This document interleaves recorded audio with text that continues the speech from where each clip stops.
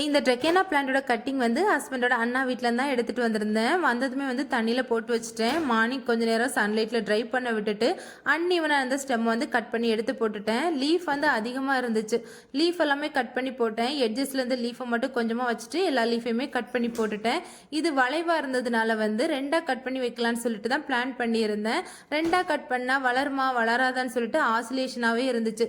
So ரெண்டா cut பண்ணல, ஒரே செடியாவே வச்சு விட்டுட்டேன். ஆல்ரெடி வந்து மண் கலவை போட்டு வச்சிருந்தேன். அதனால புதுசா வந்து மண் கலவை போடுற வேலை இல்லை. இந்த பிளான்ட் வந்து ரூட் வரதுக்கே வந்து 3 வீக்ஸ் ஆகிடும். ரூட் பிடிக்கிறது வரைக்கும் நல்ல நிழல தான் வச்சிருக்கணும்.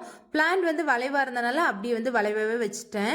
மாதுளை மரம் பக்கம் வந்து நல்ல நிழலா இருக்கும். மாதுளை மரம் மூட்டில் வந்து இந்த பாட்டை வந்து வச்சுட்டேன். வெத்தலை கொடி தான் எடுத்துட்டு வந்திருந்தேன். ஆல்ரெடி 2 டைம் வந்து இந்த வெத்தலை கொடி வச்சிருக்கேன். அந்த அளவுக்கு சரியா வரல. இந்த வாட்டி அது வந்து செமி சைட் பிளான்னால வந்து பாரிஜாதம் மூட்டில் தான் வச்சிருக்கேன். அந்த சைடு வந்து நல்ல கொடி படத்தி விடுறதுக்கு நல்ல சூப்பரா இருக்கும். அவ்வளவுதான். நெக்ஸ்ட் வீடியோல பார்ப்போம். பாய்.